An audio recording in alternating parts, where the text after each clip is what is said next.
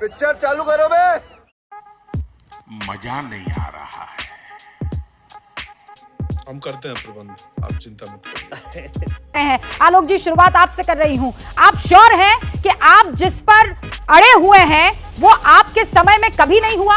आपके समय में जितनी भी विधानसभाएं, जितने भी अलग अलग हिस्से पार्लियामेंट के, क्योंकि अंग्रेजों के टाइम में पार्लियामेंट बनी थी, वो राष्ट्रपति द्वारा हुए हैं?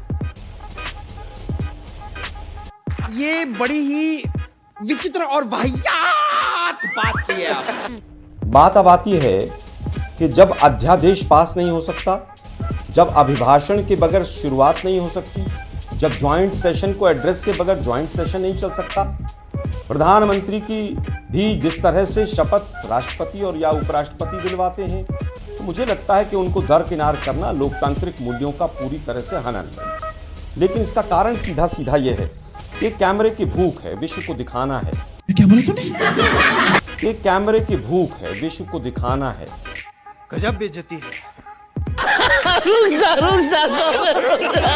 और दिखावे में जो व्यक्ति आशीर्वाद लेने मां से भी जाते हों और कैमरे लेकर जाते हैं और ध्यान करने मंदिर में भी जाते हों, तो वहां पर भी कैमरे लेकर जाते हों, तो स्वाभाविक है कि वो ये बर्दाश्त नहीं कर सकते कि राष्ट्रपति और उपराष्ट्रपति का नाम वहां पर जो पट्टी लगेगी बाहर, उसमें मोदी साहब से ऊपर चली जाए। बात तो सही है।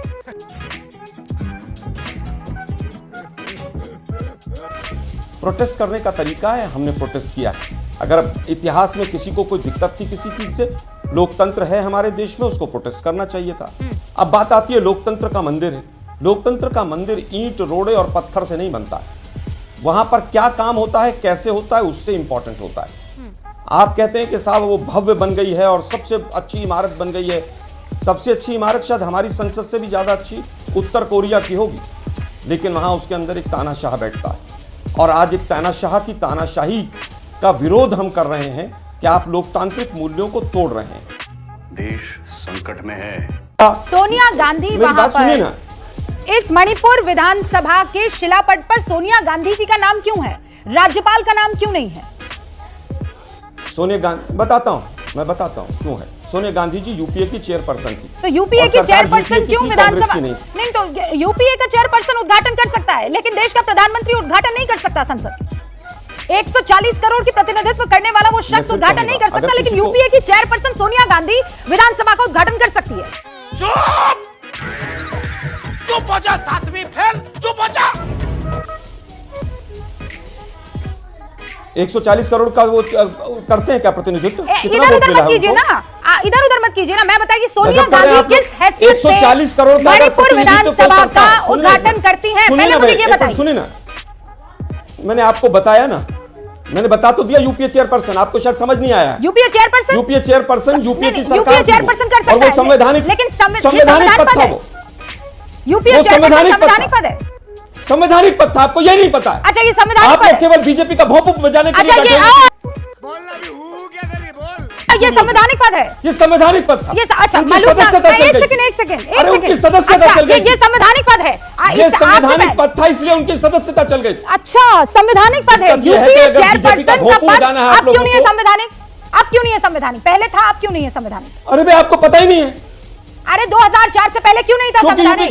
नेहरू जी के टाइम पे क्यों नहीं था संवैधानिक? आपको ये नहीं पता है पर क्यों नहीं था संवैधानिक? यूपीए की सरकार नहीं थी मैडम। अरे पद बताइए ना, यूपीए की सरकार का क्या करना है? यूपीए था ही नहीं नेहरू जी के टाइम पे। होता है, थोड़ा सा पढ़ लिख के बैठा करें। आप मैं क्या करूं, फिर जॉब छोड़ दूं? मुझे क्रेडिट नहीं चाहिए। छत्तीसगढ़ में भी ये विधानसभा, आप एक तो अनुच्छेद के आप कह रहे हैं ये संवैधानिक पद है, यूपीए चेयरपर्सन का संवैधानिक पद कैसे? इसका जवाब दे दीजिए। अभी बताता है भाई, अभी बताता है, अभी किया ना, अभी बताता है। यूपीए चेयरपर्सन होने के नाते जो नेशनल एडवाइजरी काउंसिल बनी थी एनएसी, उसकी डेट और सारी चीजें बता देता हूं, जो पार्लियामेंट से पास हुई 4 जून 2004 को, और ये डिसॉल्व हुई 25 मई 2014 को।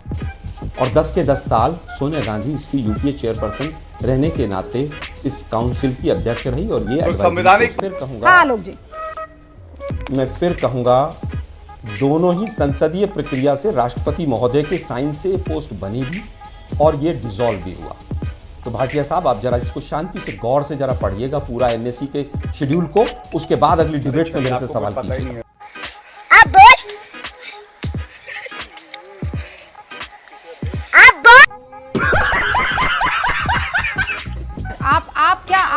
समझ पा रहे हैं?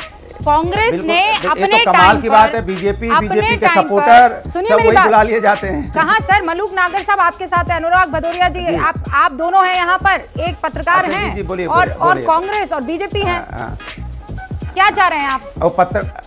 अरे भाई वो पत्रकार कहाँ, बीजेपी के ये घोषित आप प्रवक्ता है, आप पत्रकार बता रही हैं आप, वो कभी बीजेपी के अलावा दूसरे की बात करते और यहाँ पर अगर वो बीजेपी की सपोर्ट के अलावा कभी दूसरी बात करते तो नेहरू जी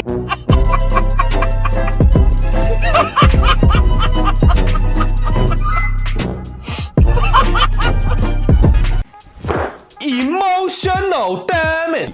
और एबीपी न्यूज से हमें दिक्कत यह है कि जो हेडलाइन चलाई जा रही है कि मोदी ने बनाई इसलिए हमें जो है उसकी हम खिलाफत कर रहे हैं। मोदी अपने मामा जी के घर से पैसे लाए थे, देश का पैसा लगा है, सरकार ने संसद बनाई है। अभी तक तो हम ये सुन रहे थे बीजेपी से कि ये मिनिस्ट्री ऑफ अर्बन डेवलपमेंट ने बनाया है, लेकिन एबीपी चला रहा है कि मोदी ने संसद बनाई। मोदी जी अपने मामा जी से नोट के भर के पैसे लेकर आए थे। किसने बनवाया था? ये किसने बनवाया था? मैंने फिर कहा यूपीए चेयरपर्सन की यूपीए चेयरपर्सन जी के घर से आया था। से चेयरमैन होने यूपीए चेयरपर्सन जी के घर से आया था, उनके मामा जी के घर से आया था, उनके नाना जी के घर से आया था। कहां से आया था सर? क्यों नहीं शो किया आपने? अरे मैं तो आपसे पूछ रही हूं, क्यों नहीं शो किया आपने? आज तक इस पर क्यों नहीं शो किया? क्योंकि विवाद आपने खड़ा किया है, तो आपको आईना दिखाया जा रहा है। अनुराग जी, क्यों नहीं शो किया एबीपी न्यूज ने? अरे सर, एबीपी न्यूज ने शो क्यों नहीं किया?